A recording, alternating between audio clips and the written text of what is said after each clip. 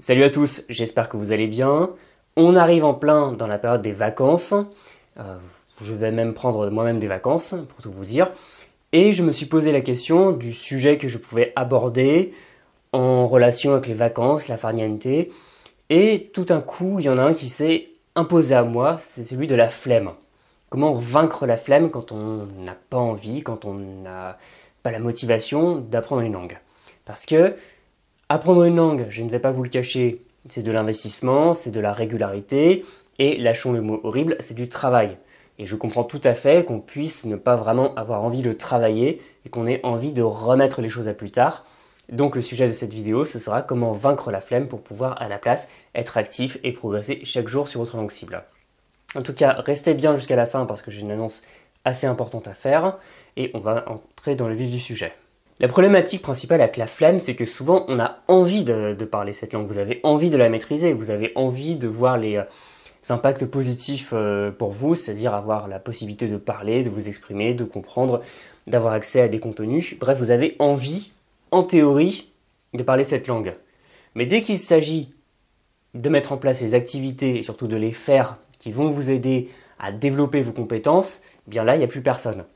Et souvent, c'est un sujet qui est difficile parce qu'on aborde souvent le sujet de la paresse, de la flemme, sous l'angle de quelque chose de très punitif. C'est comme les profs qui mettent sur les bulletins d'élèves que l'élève est pas bon, qu'il est paresseux, qu'il ne s'investit pas. Et on reste seulement dans une culpabilité, voire une auto-culpabilisation.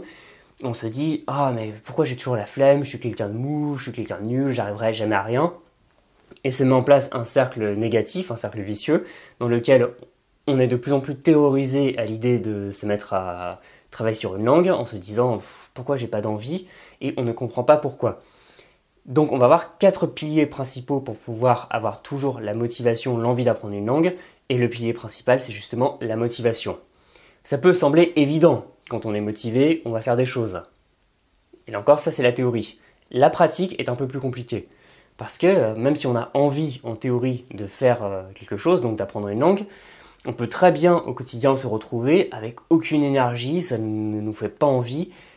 Et la première chose que sur laquelle je vous invite à réfléchir si vous avez des accès de flemme dans votre apprentissage d'une langue, c'est votre motivation profonde. Pas juste la motivation, comme vous savez, là, les coachs dans les parcs de fitness qui vont encourager leur public. C'est pas simplement avoir une énergie passagère comme ça, mais vraiment profondément. Pourquoi vous apprenez cette langue? À quoi ça vous sert? À quoi ça va répondre dans votre vie? Quel manque ça va venir combler? Bref, posez-vous cette question. Parce que sans une motivation vraiment profonde et personnelle, franchement, tout le reste, c'est la littérature. Il faut vraiment être au point là-dessus, vraiment être au clair sur le sujet de la motivation. Et à partir du moment où vous aurez cette base solide, vous pourrez construire quelque chose dessus. Et généralement, vous aurez beaucoup moins la flemme de vous mettre à travailler sur votre langue cible. Et en tout cas, si j'ai pu apprendre quelque chose en plusieurs années d'expérience à la fois d'apprentissage et de formation, c'est vraiment que la motivation du quotidien, ça n'existe pas ou ça n'existe quasiment pas. Vraiment l'idée de « il faut être motivé », ça marche une fois ou deux mais pas plus. Pensez plutôt déjà à cette motivation profonde mais aussi à des gratifications. À partir du moment où vos activités seront suffisamment gratifiantes, seront suffisamment plaisantes, il sera plus facile de vous y mettre. Je vous conseille donc d'organiser tout votre apprentissage autour d'activités qui sont plaisantes. Alors tout ne peut pas être toujours plaisant. Corriger des fautes, voir la grammaire, ce n'est pas toujours ce qu'il y a de plus enthousiasmant, je suis d'accord. En revanche, vous pouvez le faire en concentrant votre attention sur des activités plaisantes. Par exemple, si vous lisez des livres et que ça vous plaît de lire par exemple des romans, eh bien cherchez le vocabulaire, cherchez la grammaire, ce sera beaucoup moins ennuyeux que simplement se dire allez, c'est bon, je m'y mets, je vais faire ma demi-heure de grammaire, super, je suis motivé. Non, ça ne marche pas. À partir du moment où vous allez faire des choses vraiment gratifiantes et centrer toute votre énergie dessus, des choses qui vous plaisent, des choses que vous avez vraiment envie de faire, votre apprentissage va devenir tout à coup beaucoup plus plaisant. Et là, il va y avoir une concurrence favorable, on va dire, qui va se mettre en place, avec soit le fait de ne rien faire, soit le fait de faire d'autres activités. Parce que bien souvent, quand on n'a pas la motivation, quand on a la flemme, c'est simplement que ne rien faire, c'est beaucoup moins fatigant et ça semble être tout compte fait relativement sympathique. Ou alors il y a des activités beaucoup plus plaisantes et il faut justement que votre apprentissage quotidien devienne lui aussi une activité beaucoup plus plaisante. Le pilier numéro 2, ce sera vraiment de respecter ce que j'appelle une séquence logique, un ordre. Parce qu'il y a un piège à ce niveau-là, avec la gestion du temps, c'est de se dire « je vais commencer par faire des petites choses, au moins ce sera fait ». Le problème, c'est que bien souvent, on se piège dans le fait de ne faire que des petites choses. Donc vous allez faire les choses relativement sympathiques, par exemple les applications ludiques, la petite révision de vocabulaire qui va bien, voire regarder une série télé, mais par contre, tout ce qui sera grammaire et autres, vous allez le laisser tomber. Vous allez vous dire, je vais commencer par le facile, par le petit, et le reste, je le ferai après. Sauf que vous ne le ferez jamais. Pareil pour les gratifications. Souvent, le piège, c'est de se dire, je vais faire ça et me donner une gratification. Simplement, on finit très souvent par faire la petite tâche simple, la gratification, et ensuite la tâche compliquée. Sauf qu'une fois qu'on a eu la gratification, on est rassasié, si vous voulez, et la tâche compliquée, on la passe sous le tapis, comme de la poussière. Donc pensez plutôt à faire, si possible, les tâches assez difficiles, assez exigeantes, qui vous demandent de l'énergie au début, le plus tôt possible, comme ça c'est fait, et à réserver toutes les petites tâches assez simples, assez immédiates, par exemple à des moments où vous avez des temps morts, par exemple en attendant le métro, ou autre.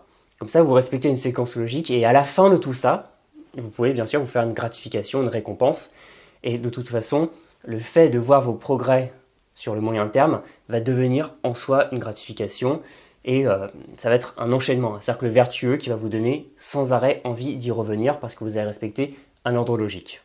Le troisième pilier, ça va être d'avoir des routines. Je vous l'ai dit plus tôt, la motivation du quotidien, ça ne marche pas. Il vaut mieux avoir des routines bien rodées, de la discipline. Alors là, je viens de dire plein de gros mots, j'ai dû faire fuir la moitié d'entre vous.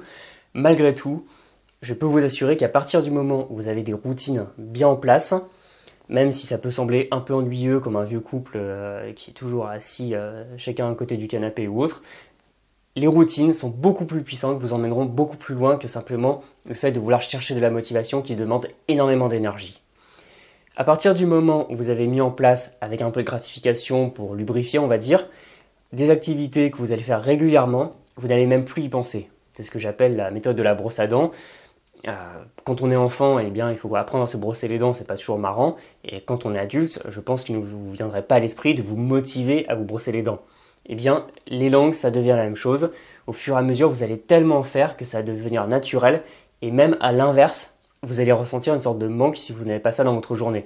Parce que ce sera quelque chose de naturel, d'évident, et que vous ne voulez rater pour rien au monde parce que ça vous semblerait bizarre, votre journée vous semblerait vide, incomplète, si vous n'aviez pas les langues. Le quatrième et dernier pilier consiste à créer des rendez-vous, créer des obligations. Parce que même si vous n'êtes pas à un instant T très motivé, il y a quand même des solutions. Et une solution imparable, c'est de vous mettre le doigt dans l'engrenage. Alors il faut faire attention parce que ça peut à terme devenir une source de stress. N'allez pas vous stresser en faisant de tout ça une obligation. Et si vous n'arrivez pas par exemple à atteindre un certain niveau, ça va devenir une humiliation ou autre. Non, ne procédez pas ainsi. Mais donnez-vous quand même des petits défis, donnez-vous des rendez-vous. Par exemple, avec des locuteurs natifs. Parce que même si vous avez la flemme, il est très facile de faire sauter des exercices, de faire sauter une révision, mais un rendez-vous avec quelqu'un auprès de qui vous êtes engagé, c'est franchement difficile, parce que personne n'aime qu'on lui pose un lapin, et vous ne voulez pas poser des lapins aux autres, je suppose. Donc le fait d'avoir un rendez-vous, par exemple avec un locuteur natif, ça va être un moteur très puissant. Ou alors, avec un professeur. Parce que si vous avez engagé une certaine somme d'argent et qu'elle n'est plus remboursable à partir du moment où le cours se rapproche, eh bien vous allez vous sentir obligé de faire ce cours. Et donc, même si vous n'avez pas trop de motivation, c'est pas grave, vous avez un rendez-vous à respecter et il faut vous y mettre. Ou alors, sur un peu plus long terme, c'est-à-dire quelques semaines, quelques mois, créez-vous un objectif. Par exemple, vous voulez faire un voyage, donc pour ce voyage vous avez envie d'avoir un petit niveau de base. Vous voulez par exemple dans 3 à 6 mois passer un examen. Donc là, ça va vous créer une sorte d'obligation. Et même si vous n'avez pas toujours la motivation, vous allez y aller parce que vous avez quelque chose à faire, vous avez un objectif à atteindre, un objectif gratifiant bien sûr, qui va vous donner envie de progresser chaque jour. Et le plus important avec ces 4 piliers, c'est vraiment de vous y mettre. Parce que le truc un peu étrange avec la flemme, c'est que s'y mettre, ça demande énormément d'énergie quand on a la flemme. C'est vraiment une tâche herculéenne.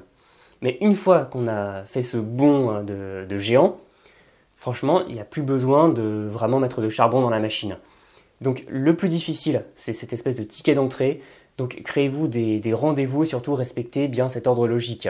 Ça va vous aider en vous interrogeant sur votre motivation, en organisant vos journées dans un ordre logique pour apprendre une langue, en vous créant des routines auxquelles vous ne pensez même plus, et en vous créant des rendez-vous, des petites obligations, des défis, à avoir toujours une motivation très naturelle, très fluide, pour laquelle vous n'avez absolument pas besoin d'aller chercher des trésors d'énergie en vous. Ça vient naturellement, vous n'avez pas besoin d'y penser plus. Et avec tout ça, vous ne percevrez même plus la flemme. Ça va devenir tellement naturel que vous aurez juste à ajuster. Par exemple, si vous avez pas mal de temps, vous pouvez augmenter un peu vos révisions. Si vous avez moins de temps, par exemple, pendant les vacances, vous pouvez en faire un peu moins et revenir au moment qui vous semble le plus opportun. Donc pour tuer la flemme, respectez bien ces 4 piliers, je peux vous assurer que vous n'aurez plus jamais de problème de démotivation, de pas envie, de la flemme, de j'ai piscine. Bref, vous allez vous y mettre naturellement et ce sera en soi une énorme gratification. Voilà, j'en ai terminé avec cette vidéo, maintenant l'annonce que je voulais faire. Jusqu'à ce soir, si vous regardez cette vidéo le jour de sa sortie, c'est-à-dire le jeudi 15 juillet, je vous propose un pack avec mes 3 formations best-sellers, c'est-à-dire j'ai pris mes 3 formations les plus plébiscitées, et je les ai réunis pour vous proposer l'essentiel de mes méthodes avec un petit prix, comme ça vous pourrez emporter tout ça dans vos valises, c'est-à-dire pour progresser cet été ou alors garder pour la rentrée comme vous voulez, et vous aurez une formation sur l'organisation et la gestion du temps qui va d'ailleurs énormément vous aider à vaincre votre flamme, une sur le vocabulaire pour apprendre les mots, les expressions et les structures de grammaire, et pour terminer, une formation sur la compréhension orale pour mieux comprendre ce que vous disent les locuteurs natifs.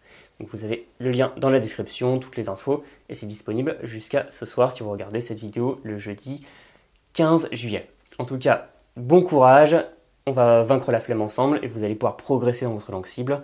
Pensez à vous abonner à la chaîne et à vous inscrire aussi à mes contacts privés dans le lien dans la description. Et je vous dis à très bientôt. Salut!